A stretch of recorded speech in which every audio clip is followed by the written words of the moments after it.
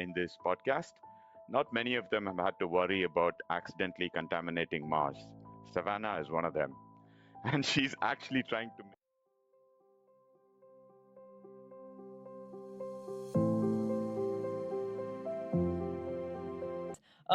It's kind of cool because I think I was like one of the last people to like physically touch the different apparatuses before it got boxed up and launched, just with the little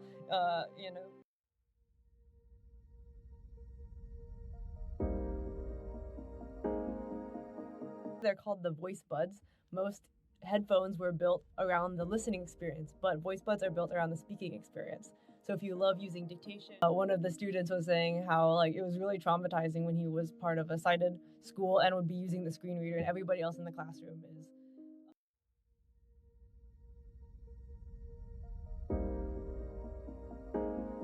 Were super fun. We actually got like somebody called security on us one time during the conference because we were making so much noise.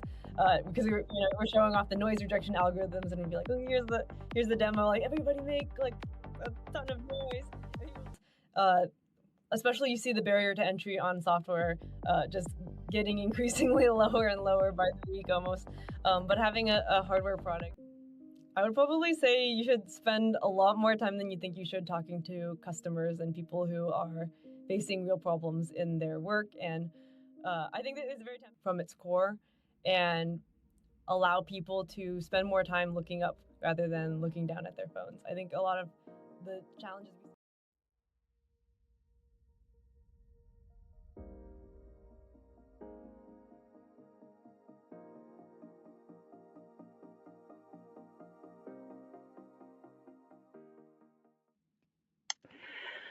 All right. So I've interviewed a lot of founders in this podcast. Not many of them have had to worry about accidentally contaminating Mars. Savannah is one of them. And she's actually trying to make your voice work on Earth. So yeah, with that, Savannah, welcome to the show. It's amazing to have you here. So for anyone who hasn't come across Subtle, give us the 30-second elevator pitch, Savannah. What are you building and what problem are you solving? So we are Subtle Computing. We just launched about a little over a month ago, this pair of earbuds. They're called the voice buds. Most headphones were built around the listening experience, but voice buds are built around the speaking experience. So if you love using dictation or speaking to your computers, maybe if you want to chat with an AI, these will allow you to do it at a very low volume so you don't distract people around you and pick you up and make sure that you can be heard clearly and without distraction when you're in a loud environment without that background noise coming through. Perfect. I always talk to my computer a lot, and every time my family get confused whether I have a video call, am I on a meeting? So it looks like I can do the stealth mode with your AirPods, or the buds that are going to come out. So looking forward to that. So let's go back with that. Let's go back to the beginning of your journey. You graduated from Columbus Rice University. You did mechanical engineering with a minor in maths, right? So that shows some intersection, or looks like you were always picked by the intersection between physical systems and some form of computation. Is that right? And if so, where did that journey start, Savannah? So I think you cut out for the last 5 seconds. Would you be able to repeat? Okay. Yeah, I'll repeat that. I'm sorry about that. I don't know what's happening to my internet here. It's usually good, but so let's go back to your college days. So you were at Columbus in Rice. You did mechanical engineering along with a minor in computational mathematics, if I'm right. So clearly there is this intersection. Clearly there's this interest I see between physical systems and some form of computation, right? Looking at what you've done in your grad studies. So where did all this start from? Was this all something that you've had all along, or you developed this interest in uni? That's a great question. I think I was really interested in, actually, I participated in the first robotics challenge all growing up. It's an amazing program for getting young people excited about doing robotics. And I think one of the most exciting for me parts about studying robotics is the fact that you can use mathematical techniques, mathematical models in order to enhance the performance of physical systems, as well as I think also the human element is also very interesting to me, because it does affect people's lives, and I think seeing how people interact with these like hardware and software systems, I think at a fundamental level is very interesting as well. And I also just enjoy studying math and building models in that area as well. Perfect, perfect. So is this robotics program that you were talking about, did that happen uni, or was that something that was there even before uni, the seed was planted? This was before uni, so it was all growing up, even starting when I was in third grade, and same group of people all throughout my senior year of high school. But I think when I went into uni, then I was definitely sure I wanted to pursue a career in robotics and mechatronics, and I think at least this current product with the voice buds, it does bring in some elements of having unique hardware technologies, but moreover, embedding machine learning algorithms and some really cool pieces of tech on the inside that kind of take advantage of the fact that that we have the ability to both build the hardware system as well as do some innovative work on the ML side. Perfect, perfect. Yeah. So, and I'd like to take you to yet another part of your early career. I'm not suggesting you've grown up or anything like that, but it's just in your pathway. One of the important things that I think our viewers would love is you had a stint in the Jet Propulsion Laboratory. As as I may have it, we were actually in the NASA's Kennedy Space Center, I think, on holiday over last December. So anyway, I saw that and I thought I should ask you this question. So you worked on the Mars 2020 rover, from what I know, and that's an extraordinary place to start your career. And what was that like? Because those kind of systems, you're actually building something that you can't fully test. And is that something? Did that teach you something that you've carried over, into this startup, or carried over into uni, carried over into other parts of your career? Yeah, I think it was really inspirational experience. I'm glad you got to visit over winter break to the Kennedy Space Center, because I'm sure it was Yeah, just seeing everything is such a cool experience. I was yeah. on the contamination control team. This was basically the team that when the different various different missions get launched off into space, then they collect samples looking for life, looking for other sorts of any biological signal, anything. But if you are contaminating it and you're bringing that into space, you're like, oh my gosh, look, I found life on Mars, or I found these certain molecules, and it turns out that actually those just outgassed from the rover, or you Oh my. contaminated it on the way. That's quite disappointing, because you spend all this work to try to collect these very sensitive data samples. So getting an accurate model when you're on the ground and making sure that your data is not contaminated, or you can even just understand the degree to which it's contaminated. This is a full process. So when you have the material, at least in the project that I worked on,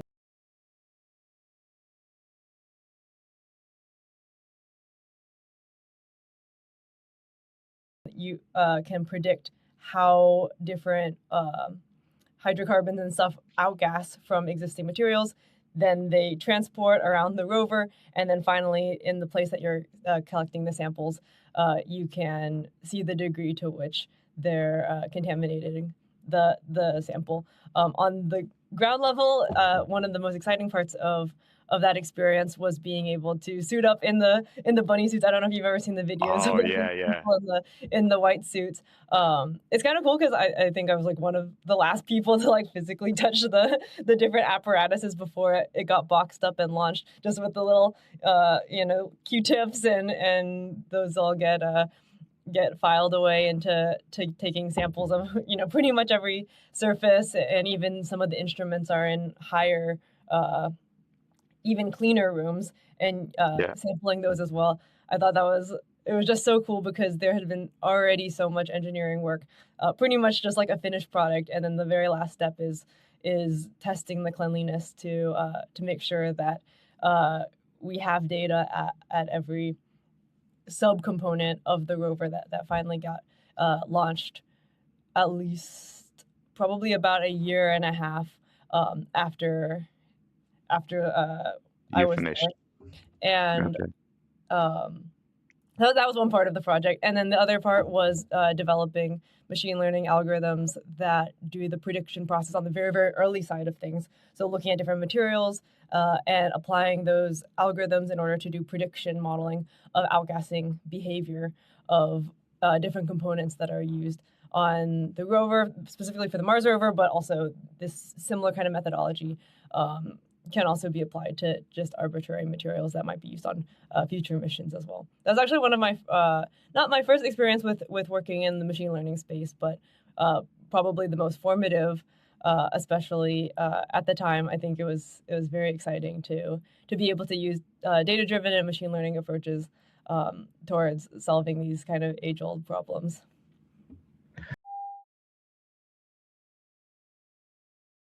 Sounds good. I have to say that it sounds like really rocket science. A lot of what you said I could understand, but it's something that is looks and sounds fascinating. So let's move on to your Stanford stint, and then it gets more interesting here. I think from what you've said, your AI fundamentals kind of, it looks like from what I can see at least, took more form and shape here. So at Stanford, if I were to understand, you were working on some wrist-worn sensing to be able to predict what the sensors in your wrist, whether they can detect actions, hand gestures, and stuff like that. If I understand this correctly, so it feels like a direct precursor to what you're doing now. Was how did that experience shape? Because in that experience, what I can see is that you're working with some form of incomplete data. You're not seeing the actual hand movements, as I understand it. You're able to use some form of machine learning again, as you said, to be able to predict what the user is doing from sensors like inertial sensors on your wrist, right? So, and it looks like you've carried it over to voice. So is that the pathway, or did the idea for voice come later? And if you can explain a little bit of Yeah, how those it's two actually link. quite analogous as a problem. So in for a little bit of context with what Yeah. Karthik brought up, so we have in this case an earbud that has multiple microphones, and in order to detect, you've got your microphones, it's getting audio as an input, and then you've got a desired output. In this case, it's a transcription output or it's a clean voice signal output. And before that, when I was at Stanford, we worked on a research project that focused on gesture detection. So you wear a wristband. The wristband has multiple sensors in it. It's got inertial sensors. It's got optical sensors arranged in a network. So these can detect the blood flow and tendon movement in your wrist. And that needs to be mapped to a gesture output. So in our case, if you're thinking about a prosthetic example, you might want to know what your finger position is. If you're in a control context, like maybe you want to use your hand as a computer mouse. I don't know if you're familiar with the group Control Labs, which was then acquired by Meta, and hopefully will make a very cool product on the market in the very near future that involves doing gesture detection. So if you're doing a click, you might do a hold, you might do swipe, drag gestures, but this is all without having any outfitting on your hands. You're just detecting that based on sensors from the wrist. So you can imagine that if you want to use like an augmented reality headset and you don't want to be holding something in your hand, or maybe you are wearing gloves, like let's say you're wearing an augmented reality headset and you're using it to work on some machinery and you need to wear protective gloves. when you have computer vision and these camera-based solutions, they can run into occlusion issues, and they can also run into just tracking issues when you've got things on your hands. So if you measure it entirely using a wristband, then you can do it completely without having that line of sight. Another application is if you're sitting at a desk and let's say you want to control something when your hands are like underneath the desk, then you don't have that line of sight. So you want to be able to do your measurement on device.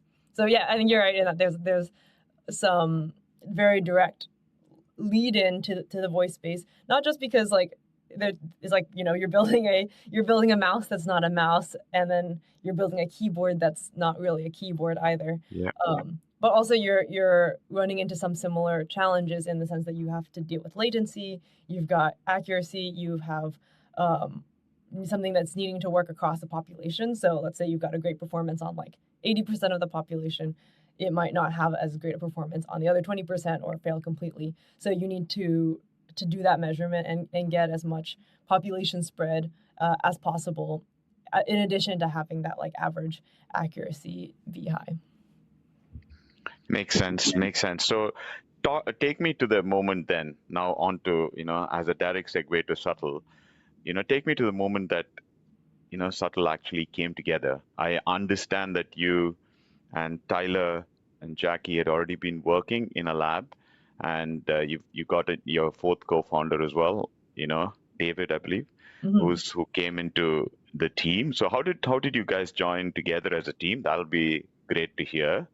And what did that transition, right? So obviously you guys are working in a lab, in a research environment. What does it feel to transition from that research collaborators to, let's say, co-founders, right?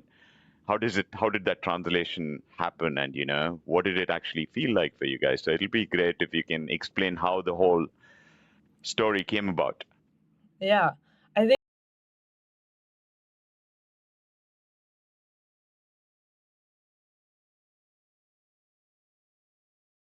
think one of the earliest experiences was with the Lean Launchpad program at Stanford, as well as the StartX, which is a Stanford-based accelerator that really focuses on taking technologies that come from the Stanford lab environment and then translating them into a real-world solution. We also were a recipient of the NSF SBIR grant, so this is a government grant that's for small businesses that are taking and commercializing research projects. I think there's definitely a lot of interesting considerations to think about when you think about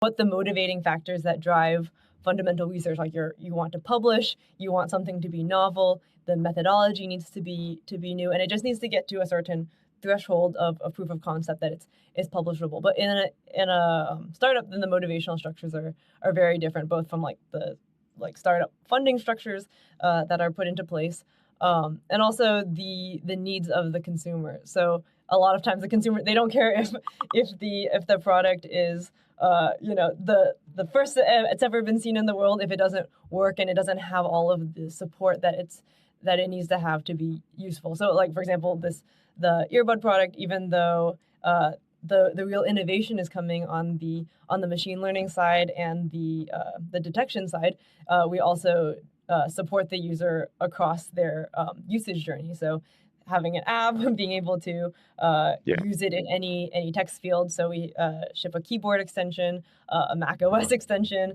It all synchronizes together, doing online and offline support. There's just a lot of extra lift that comes into making something into a consumer product. I think for all of us, it's a very new experience, and I think it's very exciting. And I think there's also a lot of, I think it's very motivational also to see products that impact real people and have an impact on the way that people live their life on a day-to-day basis. I know certainly in a research setting, it's exciting for the technology itself, but sometimes, as a researcher, you want your technology to be able to come out of the lab and be able to be something that can be used in real life. I think this is also something that we see a lot in research papers, is that you'll see some detection technology, especially in like the wristband space, some solutions would have very, very high performance, or you'll be able to support a lot of different gestures in the published literature. But then when you use it in real life, it may not have a very great accuracy if you just throw it on right away, and it's not in a very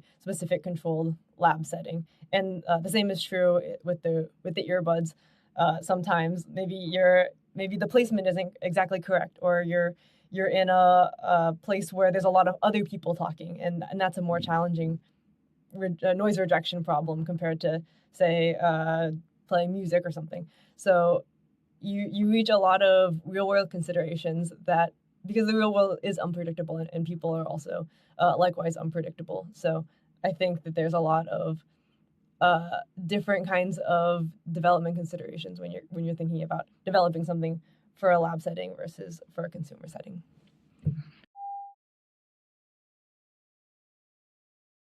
Yeah, tell me about it. I think talking about your life-changing experience, I think I have to mention this. One of my colleagues actually mentioned that she had a carpal tunnel syndrome as a result of using keyboard quite a bit.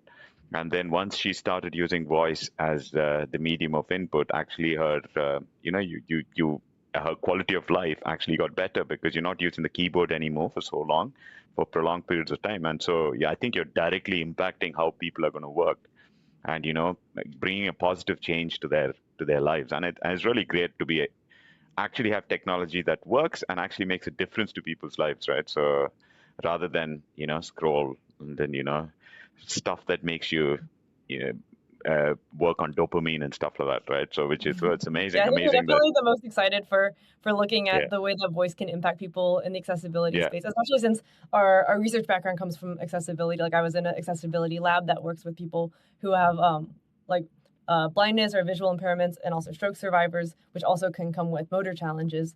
yeah. And all of these technologies that people build in order to support accessibility. And I think voice is very unique in the sense that I think it's one of the only or very few technologies that is by nature an accessible technology. Like right now, a lot of people who have a accessibility reason for using voice, like carpal tunnel or any neurological impairment, they use voice in order to overcome this disability. But I think in the future, we're going to see a lot more usage of voice across the board, especially with AI being able to use voice as a natural language input for existing interfaces.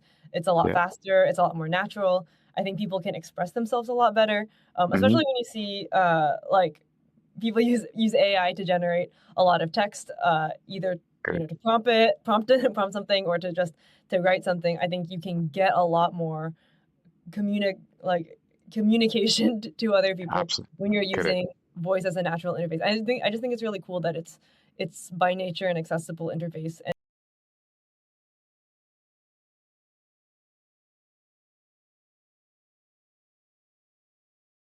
And you've seen people already who are like in the various forms of disability to pioneer these kinds of technologies, like long before it becomes as mainstream as it is now.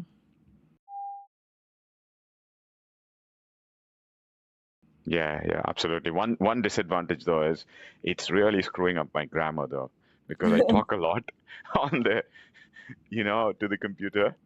What's happening is my grammar is going all over the place. I was typing something and my wife comes along and says, "Where are your commas? Where are your full stops?" I'm like, "No, I don't. I don't really bother. I'm just typing. I'm just talking to the computer." Anyway, but that's it. That's Yeah, you a definitely get minor a thing. different That's okay. flavor I can live with. of text when you Correct. When you dictate. talk. Exactly. Yeah, but as you said, it's so crucial as well. I think that with voice, you can give a lot more context just from like what you said to even for a Gen AI application, like when you're developing software using Claude or Codex or whatever. It's so much more easier to give that much more context using voice, and and then let the AI sort itself out. So yeah, so I can't wait to see how far you guys go. So taking a step onto the technology before we get back onto business, I think it's really cool what you guys are building. Let's talk about technology for a bit, right? Because I think it's super interesting.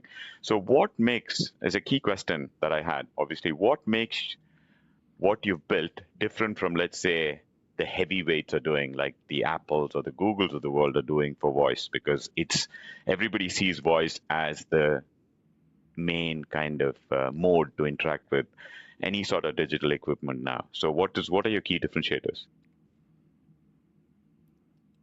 I think we're doing a very. I know that this is definitely a crowded space, and a lot of people are doing great innovations in this area. So, Yeah, but we're not doing anything interesting on the hardware itself side. Like we're not putting any unique sensors in. And in fact, actually, this helps a lot with with the ability to take this kind of technology and translate it into other applications beyond just our earbud. We work with various licensing partners to take our algorithms and be able to plug them into other systems as well. I think one unique thing is that we're taking a data-driven approach, which is relatively on the new side, and I'm sure we'll see a lot more improvement in the field as time goes on. We also train our models to specifically address the kinds of use cases that are limited currently. So for us, that's very low volume speech. So you want to talk to your device and you don't want to disturb people who are around you. Maybe somebody who's a couple feet away, they won't be able to hear you talk. And the other case that we focus on is very loud noise environment. So if you're in a concert and you ever tried to like call your friend like, hey, this is where I am at the concert, yeah, it's a very difficult noise rejection scenario because the outside noise is a lot higher volume than the level of speech that you're doing. So those few cases we're really trying to push forward on the innovation side, and also just having like good quality voice output so it sounds good, especially if you're taking a call. perfect. And can I ask you if you're doing it for multiple languages, or is it just going to be like English to start with? So our acoustic model is language agnostic, so it depends on Okay. who the user is, but not what language they're speaking. So you can laugh or sing or do anything that's on the acoustic side. And then on the transcription side, then that is a language model that takes into account what the I language see, is. I see. So if you're doing transcription, then we'll right now in the first product that we're shipping, we're forcing the output to be an English output. But as we continue to focus more on the transcription side, then pretty soon we'll be shipping out the ability to change what language your desired outputs can be. I see, I see.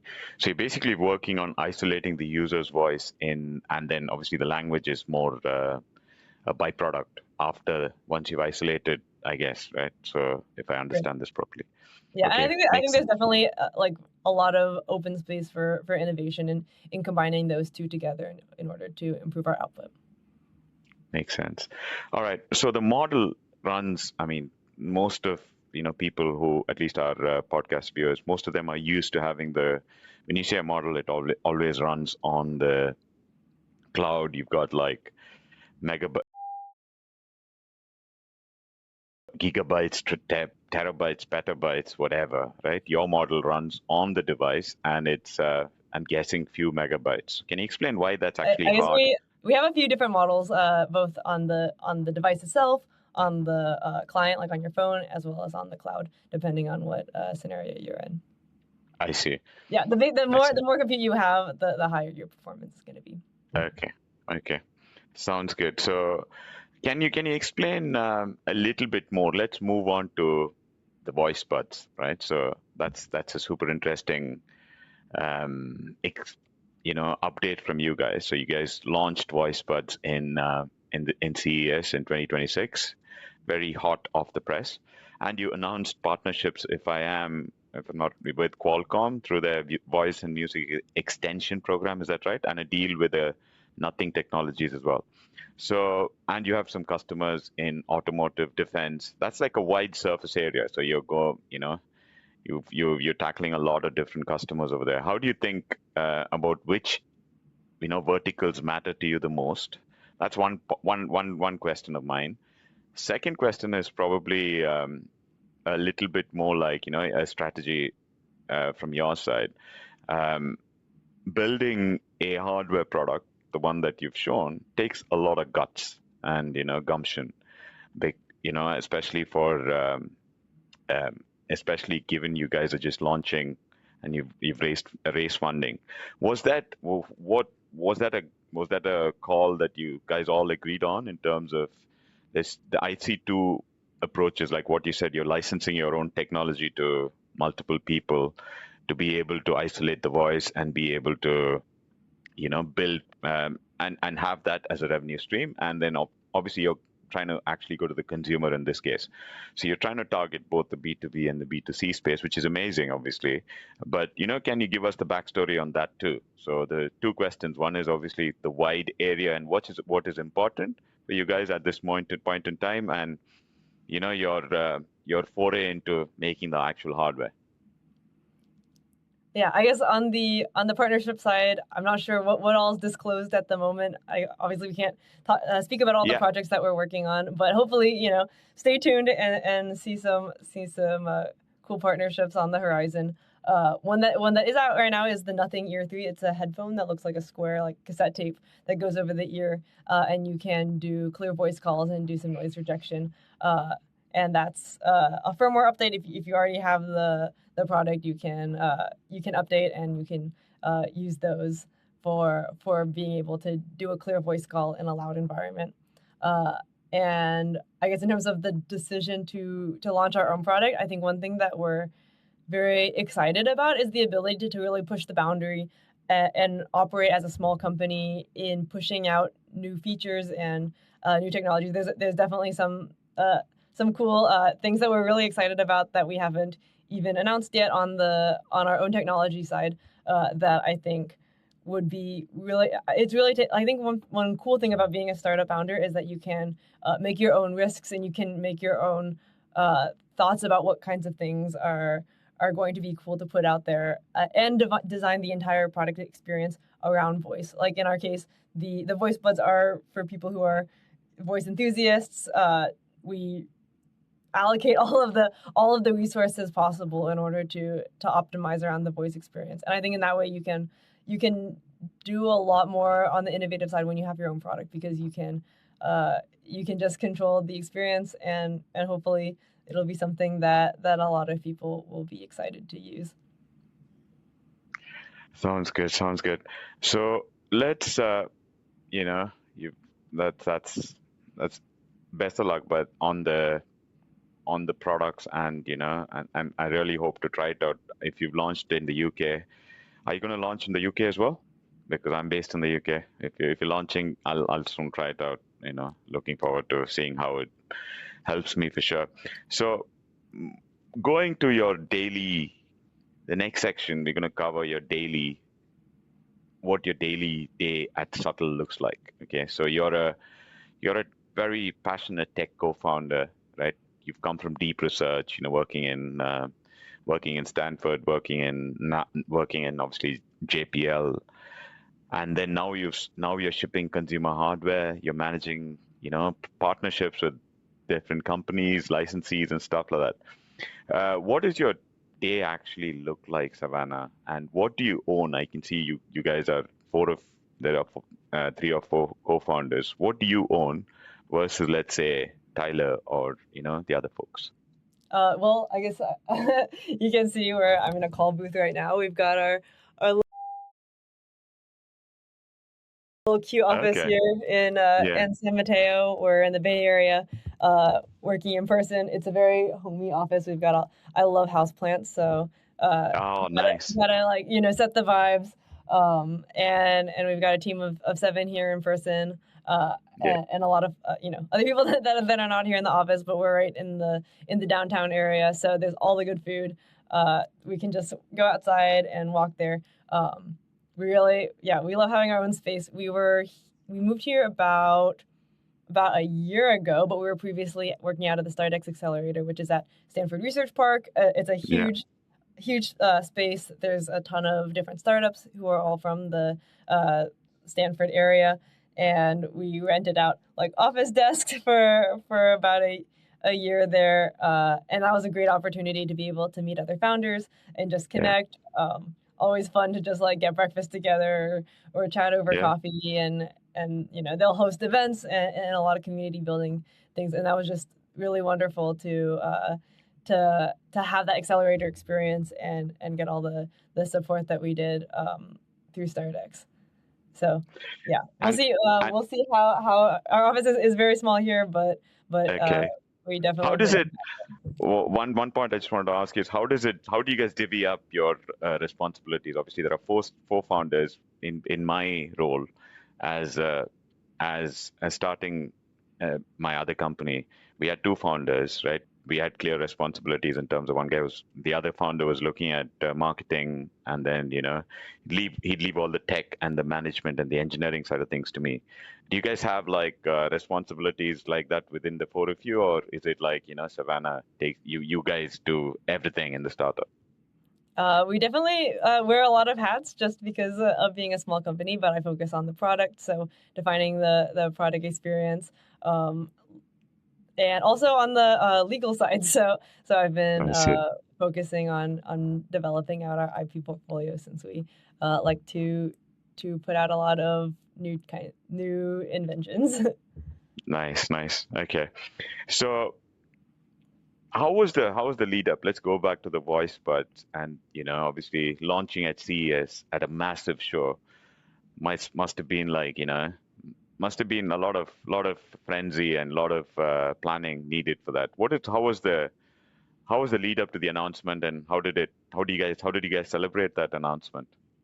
Yeah, CS was super exciting for us. Yeah, We had a booth there that was in Eureka Park. It's a startup innovation space, so tons of yeah, small companies that are just filling this huge conference room, and people would come and demo. We set up a few different demos that were super fun. We actually got like somebody called security on us one time during the conference because we were making so much noise. Because we're showing off the noise rejection algorithms, and we'd be like, oh, here's the demo. Like everybody make like a ton of noise. And people would be like screaming, and then I think somebody was concerned that somebody had gotten hurt because they heard like all these people like yelling yeah. to try to get the algorithm to break and stuff, and people are clapping and doing all kinds of things. But we tried to make it interactive and have some videos that people would be able to take home and see. That sounds like yeah, bouncer. You at least you didn't get bounced out of CES for making a Yeah, ruckus there. we're like, oh my gosh, we're so sorry. Somebody thought something had really gone wrong.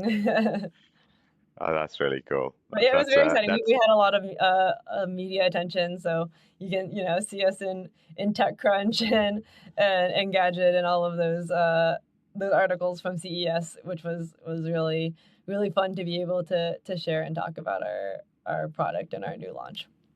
that's really cool. So, I mean, going back again to your IP portfolio and the product that you're building. So I'm not sure. This is something I read. You're claiming I think 5 times lesser errors compared to the AirPods Pro 3. If I'm is that the claim? Is that right? Hmm. Okay, so you're taking a direct shot at Apple. How confident are you in that claim, and how did you test it? So this is from basically you can do a one-to-one comparison by taking one of the earbuds.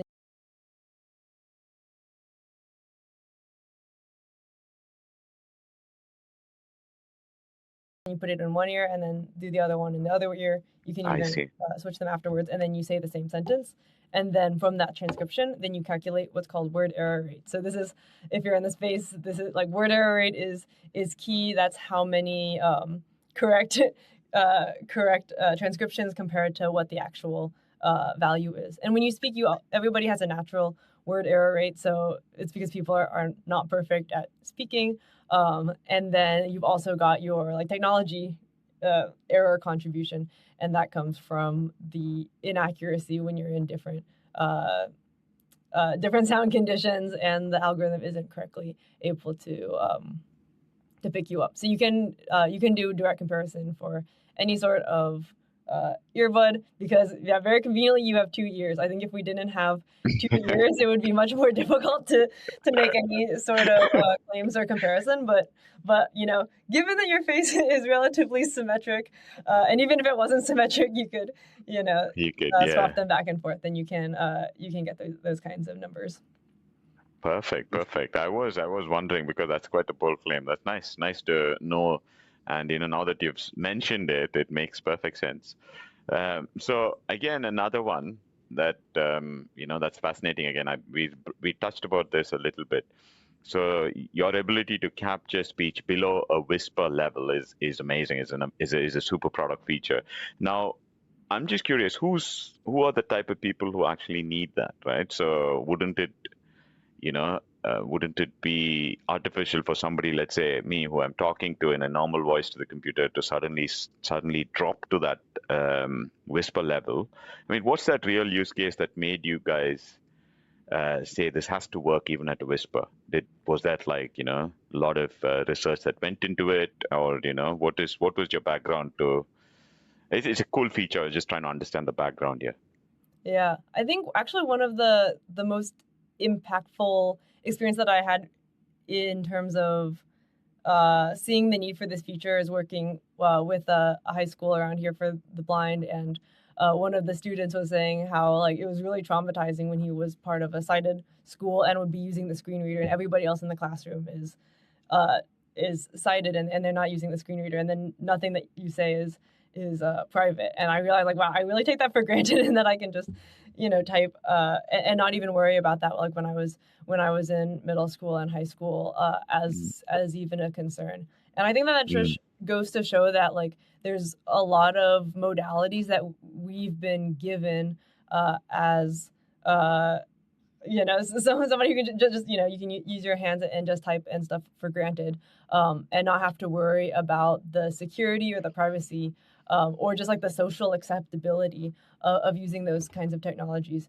And I think even though like I mean nowadays there's like very, very rapidly increasing interest, especially with AI support capabilities, to use dictation for typing on your computer, prompting an AI, writing emails, writing text messages, and being able to do that in a socially acceptable way is really the critical point of adoption for these technologies when you're in a place with other people. Like if right now I'm in a call booth, so I can be as loud and annoying as I want, but like right outside there is my desk and it's open air office. Everybody's like right next to me, so I don't want to disturb everyone by yapping super loudly when I'm dictating. And also when you're on public transportation, like we're right by the Caltrain, this is a train that goes up the peninsula, so from SF to South Bay, and always everybody's typing away at their computers, working during their commute, and they don't want to be disruptive towards other people. Sounds good. Looks like you guys have done some proper research there. That's always great to see from a product standpoint. So, if I were to again understand one more aspect that you've kind of engineered, is you guys are using a custom chip that can wake up an iPhone. Is that correct? Are you talking about made for iPhone? I mean, I thought you had some technology in the buds that you guys made that wakes up the iPhone even when it's asleep. Oh, Is that correct? It's called made for iPhone or made for Apple.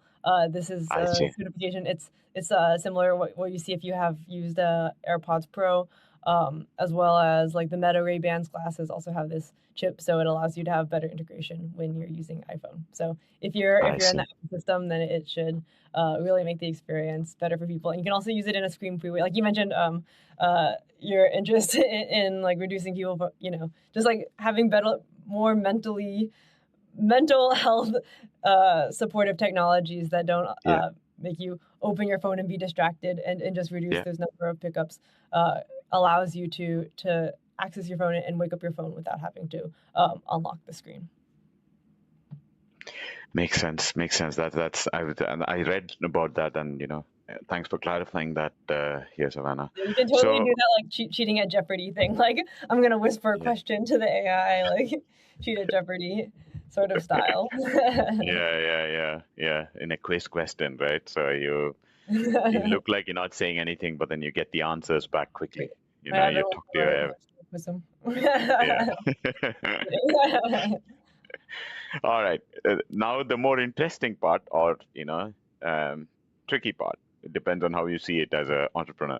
So let's move on to the challenges that you face as a business. Obviously, every business has some form of challenges, right? So one of your investors is Antrada, I guess.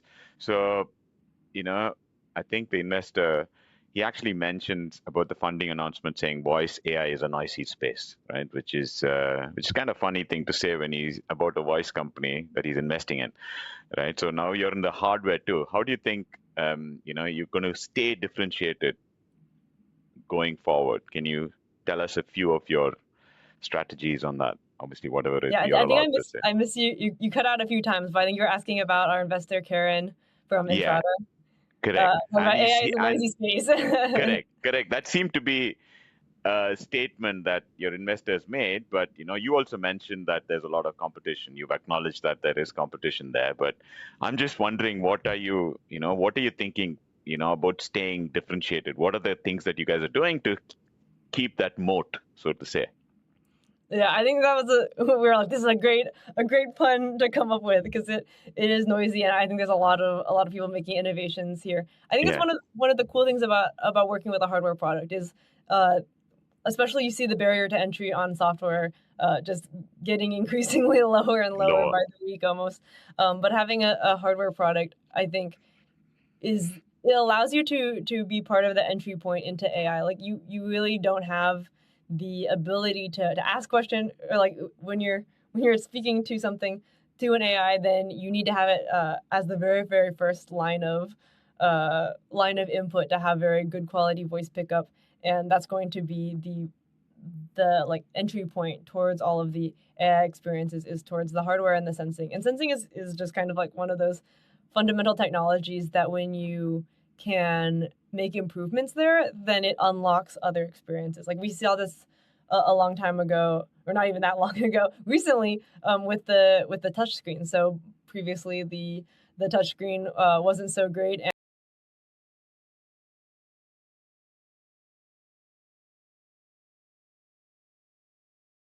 And when we had improvements in the fidelity that people were able to detect their finger movements, then the proliferation of smartphones became like just completely unlocked. Because if you imagine like Yeah, what the old resistive touchscreens were before the capacitive ones came out, then yeah, it was just completely impossible to use any sort of technology that involved touchscreens without yeah, having a lot of friction and frustration.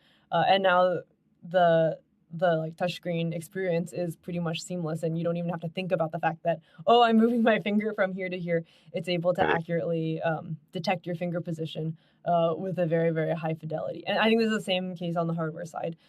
When you have great speech input and you've got great detection of your user intent and communicating that to any system, then you're able to unlock a lot of different experiences that are on the AI side. So we're like very supportive of language models and all of these sorts of voice forward technologies being opened up. Like even almost every major company is working very hard to make their applications be more accessible and be able to be used using natural language, and that really benefits. Like we're very excited about this kind of future because it benefits Yeah, our you guys. initiative to make the input very good. So you need to Mhm. have both pieces of the puzzle, and without good input, then it's going to be very hard to take full advantage um, of the very amazing improvements on the AI Improve. model side. Yeah, makes sense. So you're riding on the ecosystem as well, right? So the ecosystem and the timing couldn't be better for you guys, especially with the amount of improvement that's coming on the AI side, and voice being a key component of that. So yeah. So another question that I had on my mind was obviously privacy and trust are core to your pitch, right? So you are do on-device processing, no cloud dependency. Obviously, when you can, you don't go to the cloud. But convincing consumers to trust a new earbud over, let's say, an Apple or Sony, you know, has its own challenges, regardless of how good your technology is, right? So how are you approaching that aspect, being able to Mm. position the earbuds, over, let's say, the Apple ecosystem, like what you mentioned, or Sony for the Android guys, or how are you handling that? Yeah, I guess on the AI model side, we use existing AI model endpoints. So if you have a trust already in like OpenAI, and there's various opinions on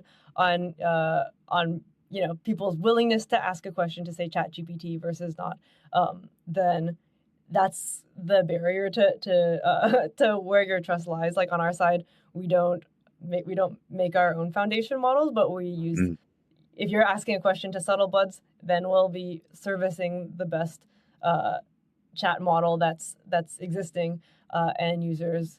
I think in the future we'll give some more granularity in terms of which one you want to interact with. Right now, it's just we're servicing ChatGPT, and I think users should definitely I would definitely encourage everybody to investigate the privacy around using these chatbots, and making sure that the settings and everything that you're sharing is something that you're comfortable with. And I'm certainly a proponent of people being judicious, especially I think a lot of people don't always think about if you're sharing your code base, it might have your personal information. You don't want to be storing sensitive passwords or people Keys. oftentimes will use these things without if you apply your keys by accident.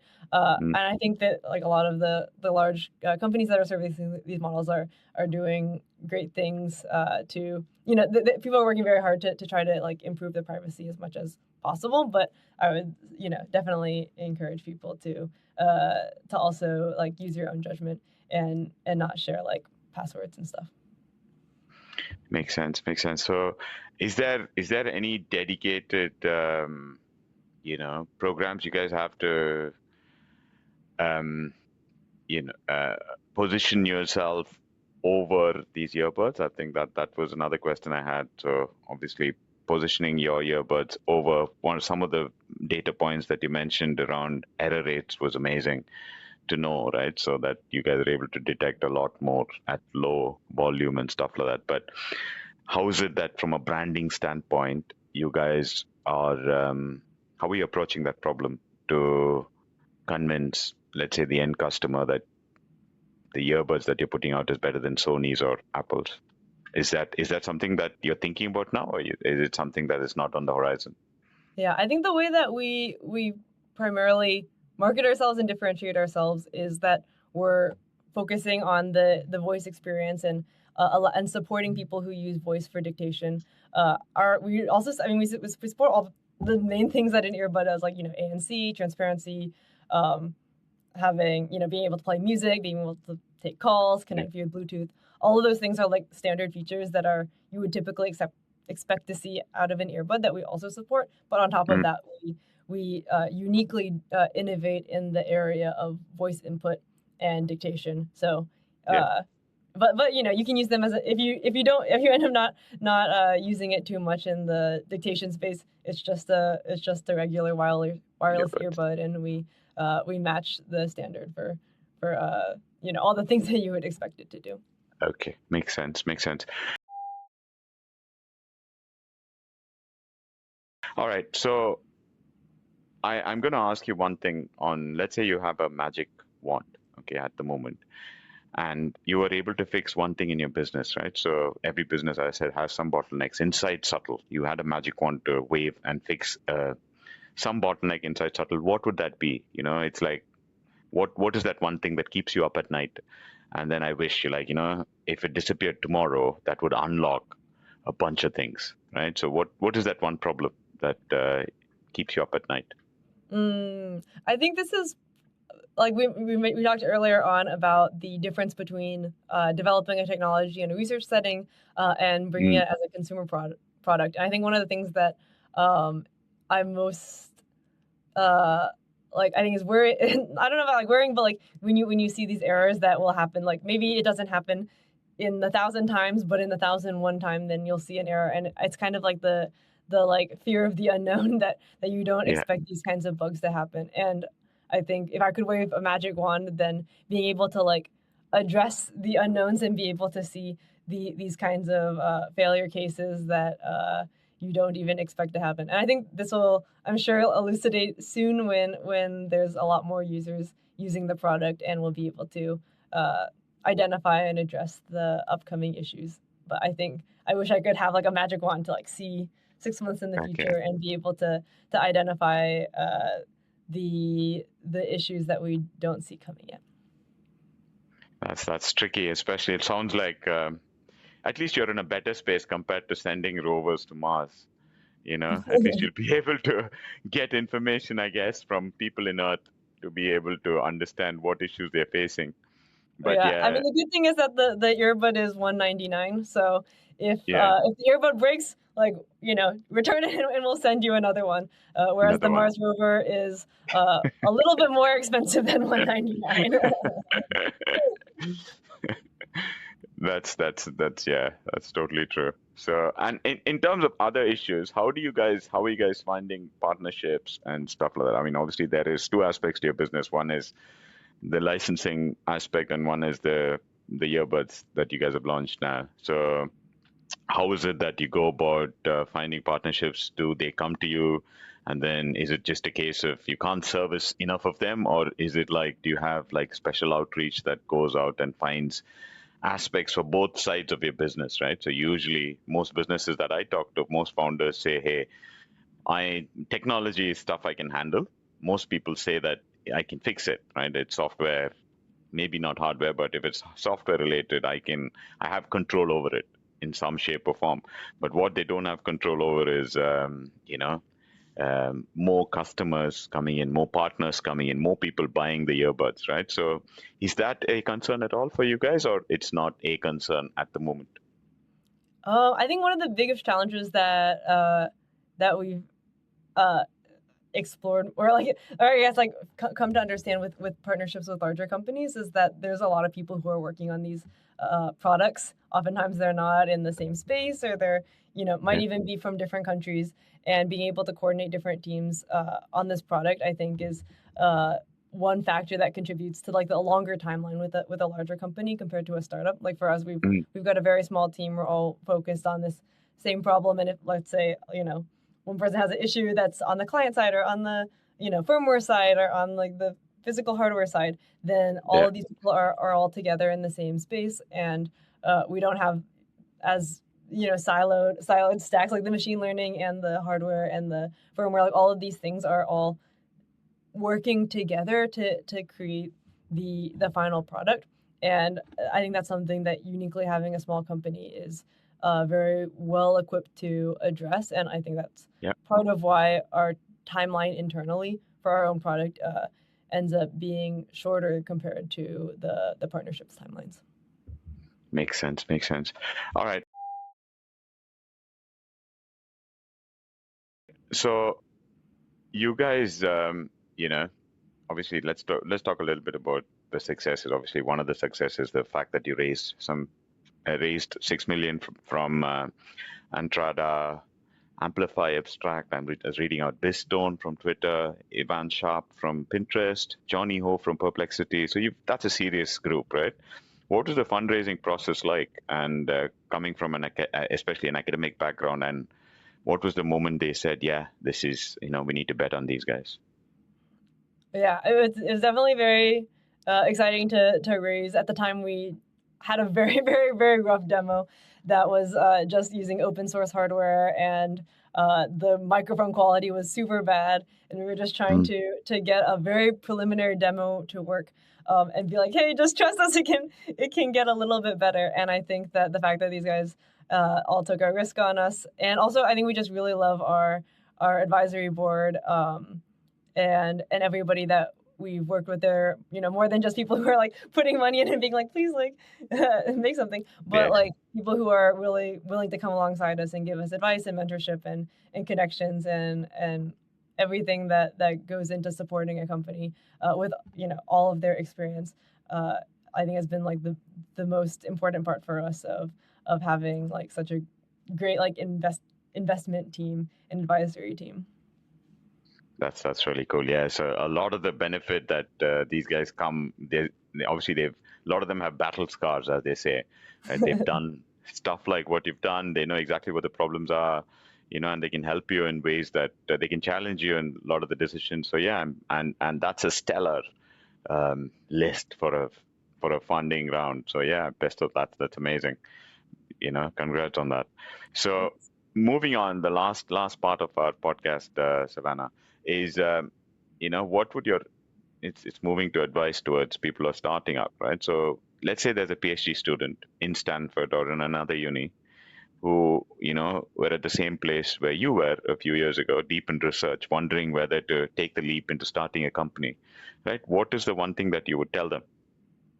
I would probably say you should spend a lot more time than you think you should talking to customers and people who are facing real problems in their work. And I think that it's very tempting to be like, okay, I gotta I want to build something right away, and you can spend hundreds of hours building something that if you had spent one more hour speaking and learning and framing that direction off the bat, then you can save yourself so much time if you're building in the wrong direction. And I think uh, it's always such a grind when you're like, okay, I just need to talk to so many n number of people. Even in the Lean Launchpad program, they'll say you have to do 150 customer interviews right off the bat. And you're like, oh my gosh, 150 is a lot, and you're trying Yeah. to track everything and synthesize everything. But I think it really comes down to just listening and keeping your ears open, and when you think you're gonna jump to conclusions right away, just pause and be like, okay, I'm gonna listen first and prioritize listening above everything else. So I would recommend to keep your ears open a little bit longer, or a lot, a very, very significant amount longer than your natural instinct would be. That's amazing. I'm so super stoked to hear that, as a product person, I think it's super important to get that research right, because like what you said, the key thing over there that you said is if you spend 1 hour extra to understand if there's an actual need, then you could save yourself a lot of time. And I think that's a lot of founders go by founder bias, and then they go and start building, hey, I think there's a problem here, and then they don't validate like what you're saying, whether Yeah, there's an there's actual a phrase problem called or "made not. for self." It's like, oh, I made this for myself, but then you Yeah, realize that you don't actually generalize to the population because really correct, nobody does. But sometimes I correct, want to make absolutely. made for self though. Correct. Yeah, Oh, just like my yeah. own thing that I Makes want them to use, right? easier. Yeah, that's possible now with AI, especially if it's software related. Just want to make my own little software for doing one small thing, right? So, anyway, I think the next part is what is the advice that you actually received that you actually would push back now? Did you receive any advice earlier on for starting that you'd now push back? That wasn't the right advice I received. Oh, that's a good question. I think I wish we had a little bit more conviction to start our own consumer product earlier. I think we were very hesitant, like, oh, we don't really know anything about manufacturing hardware. We'll just see if we can work with other companies. And I think it really took a little bit of playing around to be like, hey, actually, I think we can do this, and I think we can actually ship our own product. And I wish we had that confidence a little earlier. And maybe if I could have gone back in time, I would have been like, hey, you know, you should just take that leap. Wow. Okay. And finally, one last question. So, what does the world look like for you guys in Subtle? Let's say, 5 years when Subtle gets this right, and what is it that you're looking at as a vision for Subtle? I think for me, the vision in the world that I would want to see is that people are able to use voice in any situation in a way that is inclusive from its core,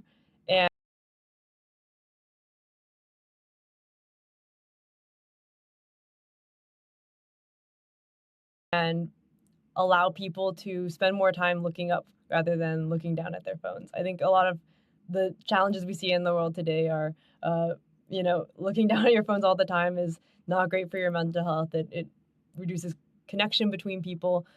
There's lots of people find it's easier to just generate a bunch of text that's just very mediocre rather than really putting their own voice into everything they create. And I think just developing technologies and inspiring other companies and other people to develop their own technologies that enable people to be creative and communicate everything that they want to, I think would really make the world a better place. Like I think even though of course we want to sell our own earbuds and want to promote our own algorithms and stuff, I think that if other, the world can be inspired by the type of methodology that we take when we're building, then I think that would, I really hope that can leave a lasting impact on the way that people have a relationship with their computing and technology today. That's such a lovely answer, Savannah. And I think one quote that you said will always stick with me is looking up rather than looking down. That's so amazing, because if you think about it, you, like what you said, you don't want to be constantly looking at your phones. And if you can make a change there, and in the accessibility space that you're talking about, you're really making a difference from a technical standpoint, to millions of people out there. So, best of luck as you execute on that vision. So tell everybody to take a walk. Did you take a walk today? Yeah. Did you take a walk? Look at the flowers. Otherwise, what you should do is you should make some creaky sound on your your earbuds that lets gets the person out, right? Get like go outside. Go if you're not doing anything, I'm gonna make some ultrasound, high frequency noises on your headphone, on your earbuds now. Oh no! Right? I love those. So thanks a lot, Savannah, for being on the show. It was amazing. So one last thing before we actually finish the show, where is it that people can find you, and what Subtle is building, and or order, let's say, the voice buds, right? Yes. So you can go to subtle.co. That's subtle.co. You can pre-order them now on our website for $199, and you can also follow us on Instagram or LinkedIn or various social media platforms to stay up to date. Perfect. So thanks again, Savannah. So I'll stop the podcast